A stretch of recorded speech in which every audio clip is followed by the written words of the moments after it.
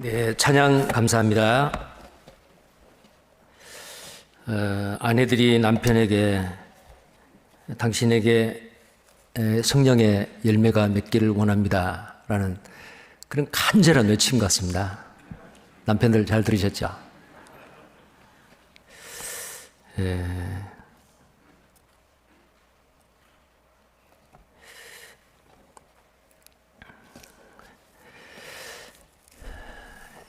함께 기도드리겠습니다. 우리를 사랑하셔서 하나님의 사랑의 짝으로 존귀하게 지으시고 또 우리에게 하나님이 가지신 그 속성들을 가지고 온전한 사람으로 성숙해지기를 원하신 하나님, 우리를 구원해 주시고 몸된 교회 가운데서 우리를 양육하시고 또 성장시켜 주신 것을 감사를 드립니다. 오늘 주일을 맞이해서 이른 아침부터 지금 이 시간까지 말씀 앞에 나오신 모든 형제 자매님들, 하나님 필요하고 합당한 은혜의 말씀으로 우리를 교훈해 주시고 그 말씀을 삶 가운데서 실행하며 실천하는 우리가 되기를 원합니다. 어제부터 있는 행복한 부부라는 주제로 사랑받는 아내, 존경받는 남편, 남편과 아내, 아내와 남편, 정말 비밀스러운 이 관계, 두 사람의 그 사이에 정말 하나님이 정해놓으신 그 질서 가운데 합력하여 두 사람이 선을 이루고 하나님 앞에 영광을 드리며 생명의 유업을 함께 받은 자로 서로를 귀하게, 존귀하게 생각하며 사랑하며 살아갈 수 있도록 주께서 도와주시기를 원합니다. 우리 중에 정말 행복한 가정, 다복한 가정 많이 있습니다. 그러나 또 가정의 부부 간의 갈등, 부모 자식 간의 갈등, 여러 가지 경제적인 문제, 심리적인 문제, 여러 가지 문제로 인해서 기도 가운데 있는 가정들도 있는 줄 압니다.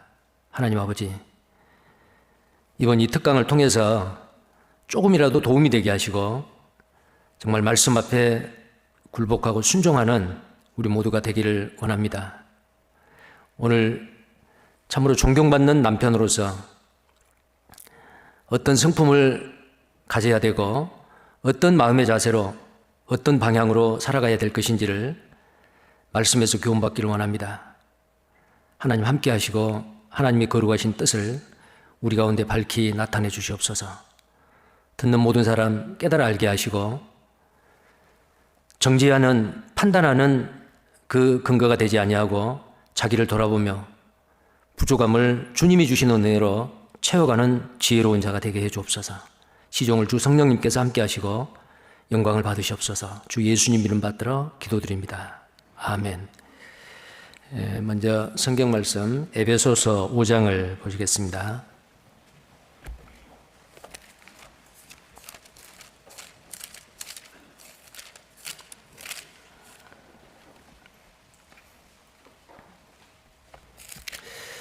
에베소서 5장 21절부터 제가 읽겠습니다. 에베소서 5장 21절부터입니다. 그리스도를 경외함으로 피차 복종하라. 아내들이여 자기 남편에게 복종하기를 주께 하듯 하라. 이는 남편이 아내의 머리됨이 그리스도께서 교회의 머리됨과 같음이니 그가 친히 몸의 구주시니라. 그러나 교회가 그리스도에게 하듯 아내들도 범사에 그 남편에게 복종할지니라. 남편들아 아내 사랑하기를 그리스도께서 교회를 사랑하시고 위하여 자신을 주심같이 하라. 이는 곧 물로 씻어 말씀으로 깨끗하게 하사 거룩하게 하시고 자기 앞에 영광스러운 교회로 세우사 티나 주름 잡힌 것이나 이런 것들이 없이 거룩하고 흠이 없게 하려 하심이니라. 이와 같이 남편들도 자기 아내 사랑하기를 제 몸같이 할지니 자기 아내를 사랑하는 자는 자기를 사랑하는 것이라. 누구든지 언제든지 제 육체를 미워하지 않고 오직 양육하여 보호하기를 그리스도께서 교회를 보양함과 같이 하나니 우리는 그 몸의 지체임이니라. 이러므로 사람이 부모를 떠나 그 아내와 합하여 그 둘이 한 육체가 될지니 이 비밀이 크도다. 내가 그리스도와 교회에 대하여 말하노라. 33절은 다 함께 읽겠습니다. 그러나 너희도 각각 자기의 아내 사랑하기를 자기같이 하고 아내도 그 남편을 경외하라. 한 군데를 더 보겠습니다. 베드로전서 3장입니다.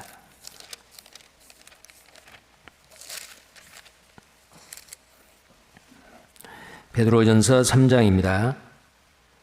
7절입니다.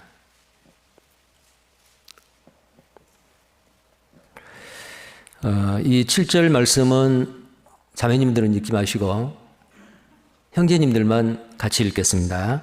남편된 자들아, 이와 같이 지식을 따라 너희 아내와 동거하고 저는 더 연약한 그릇이요 또 생명의 은혜를 유업으로 함께 받을 자로 알아 귀히 여기라. 이는 너희 기도가 막히지 아니하게 하려 함이라. 어제 이어서 오늘까지 행복한 부부라는 주제로 상당히 긴 기간 동안 고심을 하다가 이번 부부 특강 주제를 뭘로 할까 그러다가 행복한 부부로 주제를 잡았습니다. 그리고 첫째 날은 사랑받는 아내. 남편에게 사랑받는 아내가 되기 위해서는 어떤 마음의 자세와 또 어떻게 일상생활 가운데서 남편을 대하느냐 이런 부분에 대해서 어제 말씀을 통해서 배웠습니다. 오늘은 존경받는 남편. 아내에게 인정받고 칭찬받고 존경받는 그 아내가 되기 위해서, 물론 자녀에게도 마찬가지입니다. 자녀에게도 우리 아빠 나는 존경해. 우리 아빠 최고. 자, 자녀에게나 아내에게 존경받는 남편이 어떤 남편일까? 나는 정말 아내에게 존경받고 있는가? 아내나 자녀들에게 존경받는 남편인가? 어떻게 해야만 그런 남편이 되고 아빠가 될 수 있을까? 자, 이런 부분에 대해서 그 허락된 시간 안에 좀 성경 말씀 가운데서 교훈을 받기를 원합니다. 어떤 사람의 누구든지 간에 그 사람의 행동은 그 사람의 생각과 마음에서 또 어떤 그 원칙과 원리에서 나옵니다. 우리의 삶의 행동 하나하나를 잘못됐다. 내가 하고 있는 행동이나 내 삶의 방식이 뭔가 잘못됐다. 그러면은 이것도 잘못됐고 이것도 잘못됐고 그러면 그 부분을 스스로 느끼거나 다른 사람이 권면하거나 지적했을 때 하나하나 뜯어 고치려고 합니다. 자, 근데 그건 참 어렵습니다. 그 특수한 모든 그 행동들, 내 습관들을 뜯어 고친다는 게 참 어렵습니다. 자, 그럼 어떻게 해야 돼요? 내 생각을 바꿔야 되고 내 삶의 원리를 바꿔야 됩니다. 그러려면 어떻게 해야 되느냐? 하나님은 성경을 통해서 그리스도인이 따라야 할 가정의 원리가 있습니다. 물론 우리가 수년 전에, 얼마 전에는 다 하나님을 알지 못하는 이방인들이었죠. 그러나 이제 구원받은 그리스도인의 아내이고 남편. 자, 그러면 그리스도인으로서의 이 가정에서의 남편과 아내, 이 가정에서의 삶의 원리는 무엇일까? 그리스도인이 따라야 될 가정의 원리.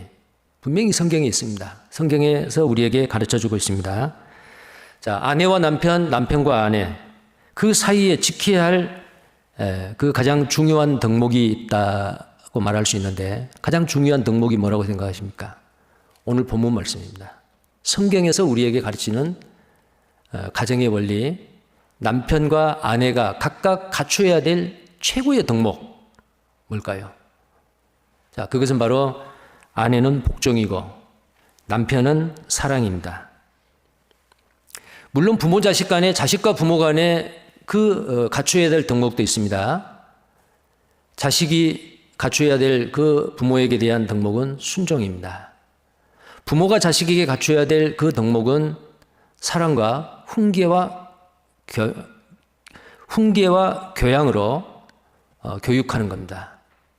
자, 그게 가족 구성원들 간에 갖춰야 될 성경에서 하나님이 우리에게 제시하시는 최고의 덕목이다 라고 말할 수가 있습니다. 하나님은 이 땅에 가정을 만드신 목적이 있습니다.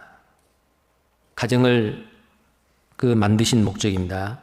그것은 이 땅에서 또 하나의 작은 천국을 만드는 겁니다. 하나님의 나라는 여기 있다 저기 있다 할 것이 아니요 너희 속에 있느니라. 하나님의 나라는 먹고 마시는 것이 아니요 의와 평강과 희락이라. 자, 천국은 어떤 곳일 것 같아요? 근심, 걱정, 고통이 있을까요? 없습니다. 최고의 기쁨입니다. 자, 그래서 천국에서 우리가 그 기쁨 가운데 영원히 살 사람으로 우리가 하나님 앞에 부름을 받고 구원을 받았잖아요.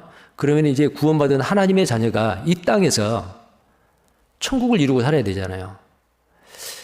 이 세상 사람들은 이 사회의 최소 단위가 가정이다 그렇게 말합니다.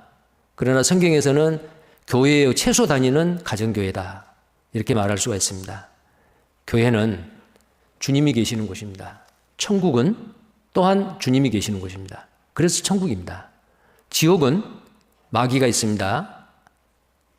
지옥은 하나님이 계시지 않습니다. 주님이 계시는 곳이면은 그곳이 이 땅이건 우리가 가야 될 셋째 하늘인 그 새하늘과 새 땅이건 주님이 계시는 곳, 하나님이 함께 하시는 곳이 천국이다 그 말입니다. 자, 그러면 구원받은 그리스도인의 결혼의 목적, 가정을 만드시는 목적은 바로 이 땅에서 하나의 작은 천국을 만드는 것이다 라고 말할 수가 있는 겁니다.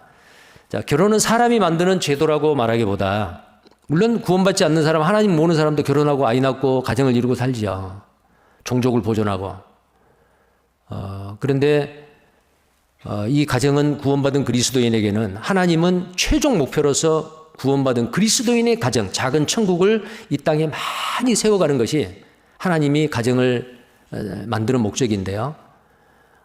이 부부, 가정, 이것은 어떤 전통적으로 대대로 내려오는 어떤 인간의 제도라기 하기보다는 하나님의 질서다라는 그런 관점에서 보는 게 훨씬 유익합니다. 하나님이 정해놓은 질서를 위해서 하나님이 가정을 만드셨다라는 겁니다. 어느 가정의 한 아내가 이런 일기를 공개를 했어요. 남편은 고집쟁이다. 두고 보면 내 생각이 맞는데도 끝까지 자기만 옳다고 고집을 부린다. 자신이 한 집안의 가장이라는 사실을 알기나 하는 걸까? 아이들도 있는데 왜 매번 어리석은 결정을 내려 가정이 어려움을 겪도록 하는지 모르겠다. 그래도 내 곁에서 누가 업어가도 모를 정도로 깊이 잠들어 있는 남편을 보니 안쓰러운 생각이 든다. 이렇게 잘 때만 예뻐 보이니 남편의 고집은 무작정 참아주자니 가정의 미래가 걱정되고 맞대결 하자니 집안이 시끄럽고 난 어쩌면 좋을까. 정말 한탄하는 그 한 아내가 남편을 바라보는 그 심정을 그냥 거침없이 이렇게 토로해 놓은 한 아내의 일기문입니다.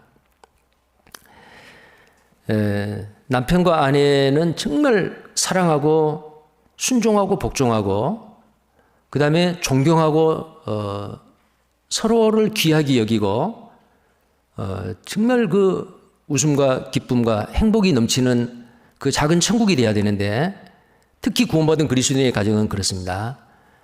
근데 가정에서 무늬만 부부,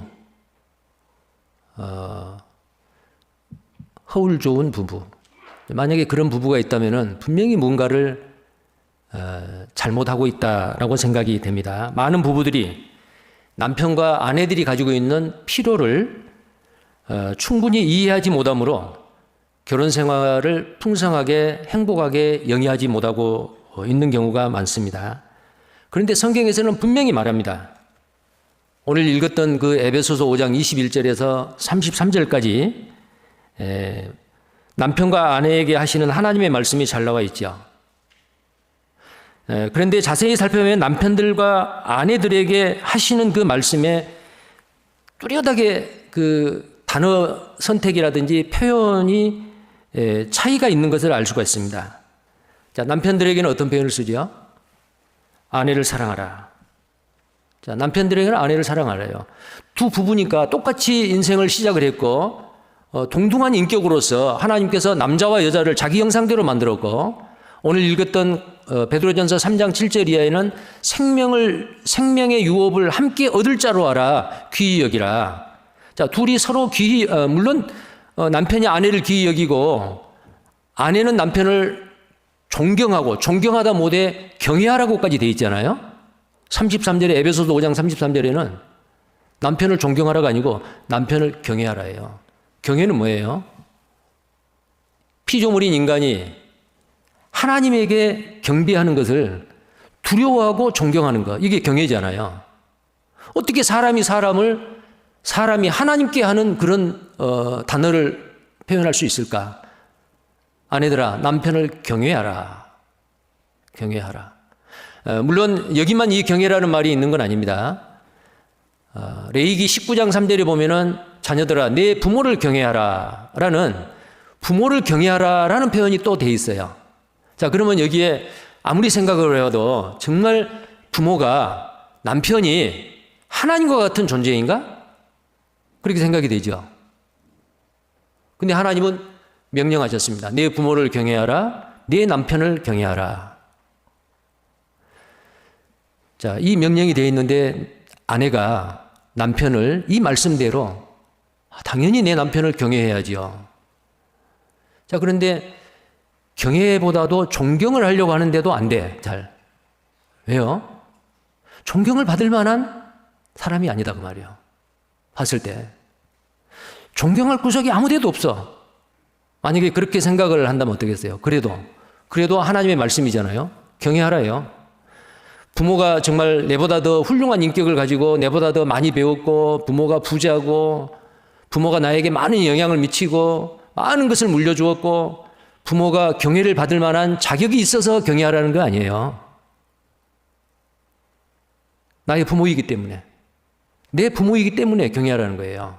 남편이 그럴 자격이 있어서 남편을 경외하라고 아내들에게 명령하지 않습니다. 내 남편이기 때문에. 다른 남편 경외하라는 말 아니에요. 교회 담임 목사님, 우리 교구 담당 목사님을 경외하라, 그 말 성경에 어디에도 없어요. 왜 남편을 경외합니까? 내 남편이기 때문에. 하나님이 그렇게 정해 놓으셨거든요.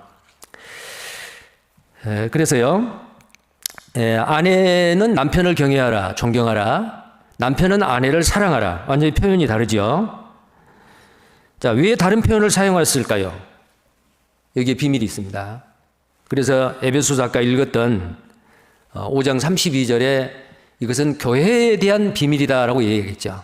남편과 아내와의 관계는 주님과 교회와의 관계, 교회와 주님과의 관계다. 이것은 비밀이다. 그러면 교회만 비밀인 게 아니고 남편과 아내, 아내와 남편과의 관계도 정말 비밀입니다. 결혼하기 전에는 전혀 몰랐잖아요. 전혀 다른 집안 사람들이었잖아요. 문화도 다르고요. 성격도 다르고, 기질도 다르고, 그 다음에 체질도 다르고, 성도 다르고, 다른 게 얼마나 많아요. 그런데 그 다른 사람들이 만났어요. 오래전부터 알았던 사람들 같이 너무너무 가까워요. 부모 자식보다 더 가까워요. 한 배에서 태어난 형제 자매보다도 더 가까워요. 이게 얼마나 큰 비밀입니까? 주님과 우리와의 관계도 그렇다 그 말이에요. 자, 그 여자가 간절히 바라는 사랑, 그 남자가 간절히 바라는 존경. 자, 이런 책도 있어요. 그 여자가 간절히 바라는 사랑, 그 남자가 간절히 바라는 존경. 자, 아내는 남편으로부터 사랑받기를 원하고 남편은 아내로부터 존경받기를 원합니다.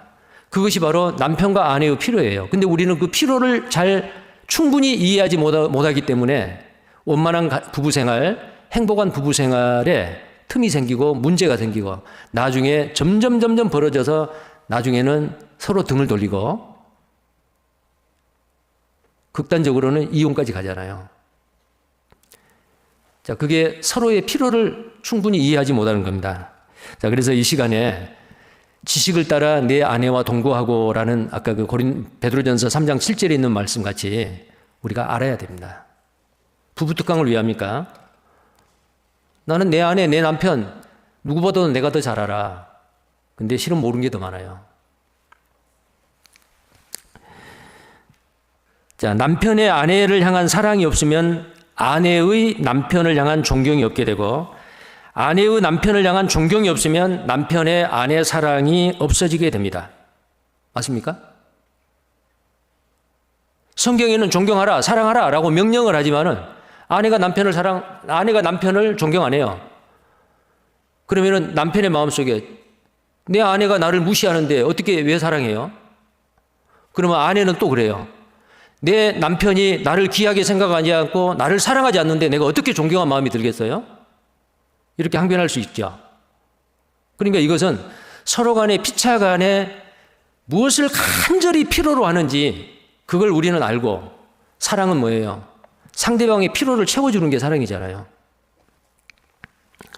서로에게서 채워지지 못함으로 생긴 애정 결핍은 서로에게 사랑과 존경을 주지 못하게 하므로 그것이 지속될 때 아주 위태로운 시기를 맞게 됩니다.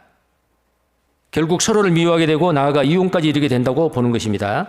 자, 그래서 남편과 아내의 관계를 회복하는 길은 성경에 있는 것처럼 오늘 5장 21절에 뭐라고 됐어요?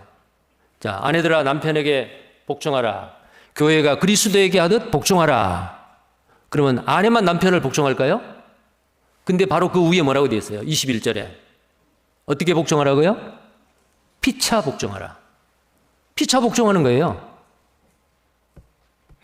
복종하는 게 뭐겠어요? 섬기는 거예요. 종이 주인을 섬기듯이 섬기는 겁니다. 예수님이 우리를 섬기러 오셨어요. 빌립보서 2장 8절에 보면은 그는 죽기까지 복종하셨습니다. 누구를 위해서? 우리를 위해서요.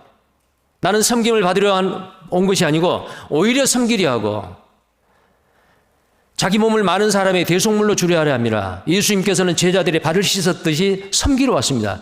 다른 사람의 냄새나는 발을 씻을 수 있는 사람은 종만이 할 수 있어요. 종이에요. 종은 복종을 해야 됩니다. 주인에게. 자, 그런데 여기에 피차 복종하라 하고 아내들아 남편들아. 이건 무슨 말이에요? 아내도 남편에게 복종해야 되고 섬긴다 그 말이에요. 남편도 아내를 섬기고 복종해야 된다.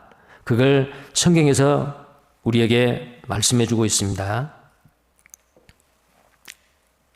비록 아내가 남편을 존경하지 않는다 할지라도, 자, 아내가 남편을 존경하지 않는다 할지라도 남편은 아내를 사랑해야 됩니다. 왜 그랬죠? 예수님이 바로 그렇게 하셨어요. 예수님은 우리가 연약할 때, 우리가 죄인일 때, 우리가 하나님과 원수되었을 때, 우리가 하나님을 알지 못했을 때 우리를 위해서 십자가에서 죽기까지 자기 생명을 바쳐주셨습니다. 우리가 그 사랑을 받을 만한 자격이 있어서 예수님이 우리를 위해서 십자가에 죽은 게 아니죠. 친구를 위하여 자기 목숨을 버리는 것보다 더 큰 사랑이 없다. 가장 큰 사랑은 남을 위해서 자기 목숨을 버리는 거거든요. 근데 우리가 그 사랑을 받을 만한 자격이 있었습니까? 자, 남편들아, 아내 사랑하기를 그리스도가 교회를 위하여 자기를 주심과 같이 하라. 조건이 없어야 돼요.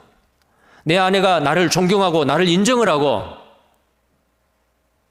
사랑을 받을 만하기 때문에 내가 사랑합니다. 그게 아니에요. 예수님이 우리에게 본을 보여주셨습니다. 그 예수님은 바로 남편은 바로 예수님의 모형이에요. 예수님은 교회의 남편이잖아요. 교회는 그리스도의 신부잖아요. 자, 그래서 우리는 예수님이 그리하셨듯이 아내가 사랑스럽고 아내가 나를 존경하고 경외하고 인정하고 칭찬해주고 이뻐서 사랑하는 게 아니고 그런 조건이 없어도 내 아내를 사랑해야 된단 말이에요. 사랑입니다. 사랑은 그냥 성적인 그런 사랑, 감정적인 사랑, 그게 아닙니다. 부족한 부분을 채워주고 필요한 것을 공급해주는, 내가 희생하는, 내가 양보하는, 나를 포기하는 그 사랑 말입니다. 그 아가페적인 사랑이죠. 그래서 우리가 예수님이 하신 일을 올바로 깨달은 이후에 예수님을 믿고 따르는 것과 같이 성경에서의 남편이 어떻게 해야 하는지, 아내의 필요가 무엇인지 그것을 우리가 깨닫고 알 때에 남편은 아내를 충분히 사랑할 수 있을 겁니다. 비록 남편이 아내를 사랑하지 않는다 할지라도 또 반대로 아내는 남편을 존경해야 합니다. 교회가 예수님께 복종해야 하는 것처럼 당연히 아내는 남편에게 복종하고 교회의 머리로서 주님을 존경하고 사랑하고 따르듯이 우리는 아내는 남편을 그렇게 하셔야 됩니다. 아내가 남편을 존경을 할 때 남편이 아내를 향한 사랑이 회복됩니다. 자, 우리는 다 상처받은 사람들이에요. 치유를 받아야 되고 회복이 돼야 돼요. 자, 그런데 많은 아내들이 이렇게 말한다고 합니다. 나를 진심으로 사랑하지 않은 남편을 내가 어떻게 존중해 줄 수 있지? 사랑이 충분히 느껴져야 남편의 뜻에 복종할 수 있지. 근데 반대로 남편은 또 이렇게 말해요. 내 아내가 나에게 존경을 표할 때 나는 아내를 사랑할 수 있어. 나를 무시하는 아내를 어떻게 사랑할 수 있지? 그러나 남편은 자기를 존경하지 않는 아내까지도 사랑하도록 부름을 받은 사람들입니다. 자, 이러한 회복의 노력이 둘이 다 노력하면 좋겠는데 그렇지 못했을 때는 성숙한 사람이 더 노력을 해야 돼요. 자, 성숙하다라고 하니까 뭐 신체적으로 성숙보다도요, 신앙의 성숙입니다. 예를 들어서 부부 중에 아내와 남편이 있는데, 자, 아내 남편이에요. 그러면 신앙적으로 누가 성숙되어 있을까요? 먼저 구원받은 사람일 수도 있고, 말씀을 더 가까이 하고, 다른 사람의 영혼을 불쌍히 여기고 사랑하고, 열정을 가지고 주님을 사랑하고 교회에서의 많은 일들에 참여하고 희생하고 헌신하는 그 남편이나 아내가 더 성숙한 사람이겠죠. 성경에 나와 있는 부부 중에서 브리스길라와 아굴라. 근데 자매 이름이 먼저 있어요. 남편의 이름이 뒤에 있어요. 꼭 바울이 브리스길라를 먼저 이야기를 해요. 아마 그 부부는 두 분 다 아주 복음을 위해서는 목이라도 내어놓을 정도의 사람들이었고 자기 집에 교회가 있었어요. 브리스길라와 아굴라의 집에 있는 교회, 자기 집을 개방을 해가지고 교회 형제자매님들이 모임을 시작을 했어요. 얼마나 헌신적으로 희생적으로 주님을 위해 살았던 부부입니까? 그런데 아내가 더 헌신적이고 더 성숙한, 믿음에 성숙한 사람이었던 것 같아요. 자, 그래서 누구든지 아내이건 남편이건 성숙한 사람이 먼저 이 회복을 위해서, 남편과 아내 이 부부의 관계 회복을 위해서 더 노력을 해야 됩니다. 만약에 아내 쪽이 더 성숙한 사람이라면 남편이 나를 사랑하고 나를 귀하게 생각하지 않고 무시하고 그리해도 존경하는 거예요. 존경하고 경외하는 것을 노력하는 거예요. 반대로 남편이 먼저 구원받고 더 믿음에 앞서가고 말씀이 앞서가는 성숙한 그리스도인이라면 아내가 나를 존경하지 않아도 남편인 내가 아내를 더 사랑하고 더 귀하게 여기고 아끼고 했을 때에 그 부부는 회복이 된다는 거예요. 행복한 부부로 회복이 됩니다. 자, 그래서 둘 중에 성숙한 사람으로부터 일어나야 됩니다. 많은 사람들이 나의 배우자는 변화가 없는데 왜 내가 그렇게 해야 하죠? 억울해요 라고 말하지만 성숙한 사람만이 자신의 삶에 변화를 가져올 수 있는 것입니다. 그것이 성경적인 진리이며 예수님의 방법입니다. 바로 나로부터 변화가 일어나도록 하는 것입니다. 나는 변하지 않고 상대방 변하기를 자꾸 기다리고 불평불만하면은 안 된다는 거예요. 내가 먼저 변해야 됩니다. 나로부터 변화가 일어나도록 하는 것입니다. 그렇게 할 때 사랑받는 아내, 존경받는 남편이 있는 행복한 가정이 될 수 있습니다. 하나님이 가정을 만드신 목적인 또 하나의 작은 천국이 이루어지는 겁니다. 자, 그러기 위해서 우리가 지식을 쫓아 아내와 동거하고 그랬잖아요. 근데 이제 이 에베소서 5장 말씀은 이제 계속 중간중간 말씀을 드리겠고요. 아까 두 번째 읽었던 베드로전서 3장을 한번 펴보십시오. 베드로전서 3장. 자, 오늘 둘째 날 주제가 남편이잖아요. 존경받는 남편. 그래서 특히 남편들이 어떻게 마음의 자세를 가지고 무엇을 알아야 되는지에 대해서 남은 시간은 말씀을 드리겠습니다. 자, 그리고 이번 이 부부 특강이요, 행복한 부부잖아요. 자, 어제 말씀을 듣고 우리 남편 되신 형제님들이 집에 가서 뭐라고 했어요? 그거 봐, 남편한테 잘하라고 했잖아. 근데 당신 잘 못하네. 하나의 이 부부 특강이 무기가 돼서는 안 됩니다. 상대방을 공격하는, 비난하는, 정죄하는 무기가 돼서는 안 돼요. 오늘도 마찬가지요.